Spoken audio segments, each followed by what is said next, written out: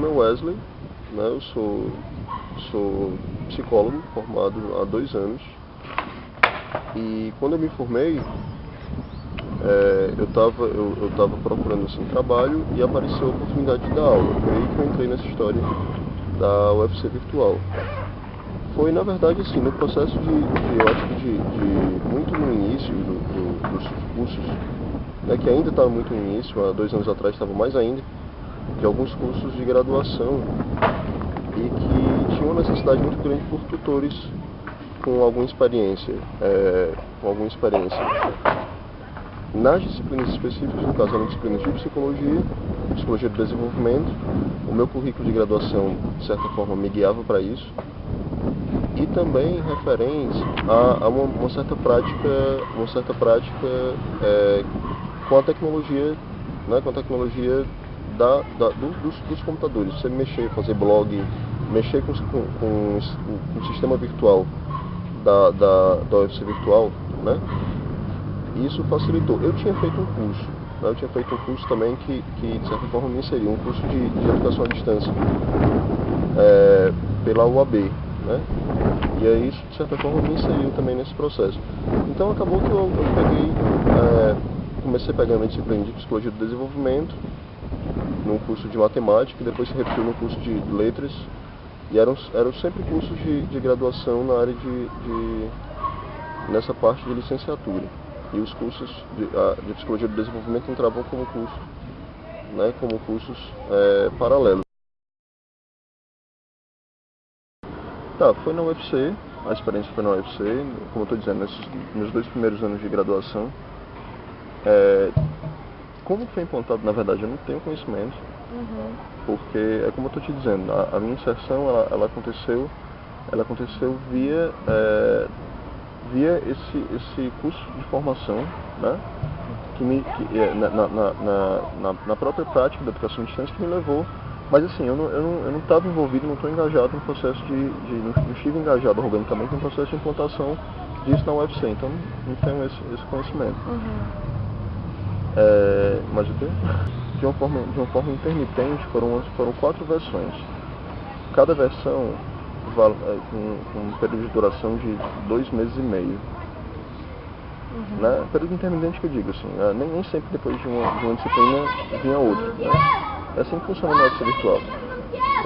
Existe uma grade, existe ali um acervo de tutores que eles são convidados mediante as necessidades. E aí, como a disciplina de psicologia é uma disciplina que acontece em alguns momentos, em alguns cursos, não são, ao contrário da disciplina, por exemplo, no curso de letras, outras disciplinas são mais sequenciais. A psicologia ela acontece, se não me engano, 1 ou 2 vezes por ano, dependendo do curso, né? Aí eu era convidado com essa intermitência, assim, não de uma forma contínua. Mas era para os cursos de graduação, não é isso? Os cursos de graduação. Era só de matemática que tu atuou? Matemática, letras em inglês, letras em espanhol. E a outra versão em matemática, novamente. Tu lembra os semestres, assim? Não, eu não lembro. Eu sei que era no comecinho, do começo pro meio do curso. Eram disciplinas básicas. Era psicologia do desenvolvimento da adolescência. Né? E... enfim. E era assim, eram cursos presenciais, ou semipresenciais ou totalmente à distância? Eram semipresenciais. Eram semipresenciais. A gente tinha se eu não me engano, não me lembro de cabeça agora, mas é fácil de vocês conseguirem isso, até porque, né? Mas se eu não me engano era 30% presencial e 70% virtual. Esse virtual exigia da gente que a gente tivesse um cuidado diário de leitura, de discussão, né? Exigia que a gente entrasse e estimulasse os alunos a participarem. No começo, assim, não sei se viram uma pergunta depois, mas não sei como é que é isso, mas no começo eu me estimulei muito com a ideia, sabe? Inclusive eu acreditei muito na ideia, né? Eu via como uma possibilidade, assim, de articular essas novas tecnologias, essas novas mídias, porque é multimídia, o sistema multimídia, com a prática da educação, né? Uma coisa que nem eu sequer tive na minha graduação da Universidade Pública, da UFC, ainda muito se adaptando a isso ainda. Eu vi com uma potencialidade nessa relação do aluno com o professor, nessa relação do ensino com o aprendizado. Mas tem um potencial, mas na prática não aconteceu muito assim não. Eu acho que muito por conta de algumas contingências outras, né, que vai desde a qualificação dos alunos, a interação, a possibilidade dos alunos interagirem com esse sistema virtual. Né, tem aluno que não sabe mexer mesmo no computador, né, tem aluno que não sabe nem escrever. A minha pergunta é como é que isso acontece na universidade pública, o aluno que vai se formar com o diploma do UFC, né? Mas acontece, entendeu? Acontece. E aí complica muito o nosso trabalho, né? Complicava muito. E fez com que, muito sinceramente, assim, hoje em dia, se aparecer uma oportunidade dessa, mais uma oportunidade, por exemplo, da UFC, eu já cheguei a rejeitar. Mas hoje não é mais uma coisa tão tranquila pra mim, entende? Eu acho que eu pensaria duas vezes, por questões éticas, porque eu não acredito mais tanto nisso, como eu acreditava no começo do processo, entendeu? Então, é um pouco diferente, sabe, a relação.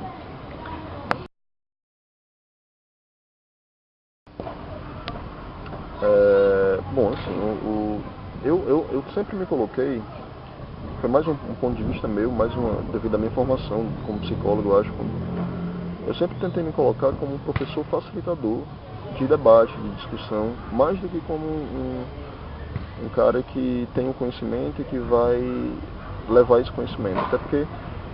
Até porque o sistema, ele permite mais do que o sistema presencial, a possibilidade de uma discussão um pouco mais democrática, dentro do meu ponto de vista, né?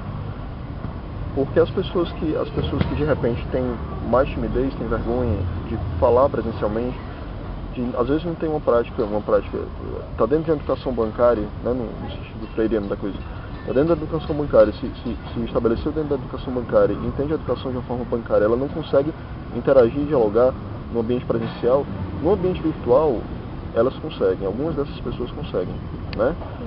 Aquelas que têm o acesso, aquelas que têm o acesso à língua e à palavra, aquelas que sabem escrever, aquelas que sabem mexer no sistema, né? Então, era até curioso que nas aulas presenciais, essas pessoas participavam menos. Mas nas aulas virtuais, quando elas eram estimuladas, elas participavam mais, né? Então, assim, eu acho que o meu papel, dentro da minha visão de educação, a minha visão era principalmente estimular a discussão e estar lá como alguém que estava estimulando e, ao mesmo tempo, orientando determinados, claro, colocando conceitos, colocando a perspectiva histórica, né? Tentando seguir o cronograma, tentando seguir o próprio conteúdo da disciplina. Aliás, muito questionável, não era eu que produzia, né? Muito questionável, mas a gente, como tutor, não tem autonomia para questionar muito, né? Infelizmente, dentro do sistema. Você não tem muita liberdade para alterar, né?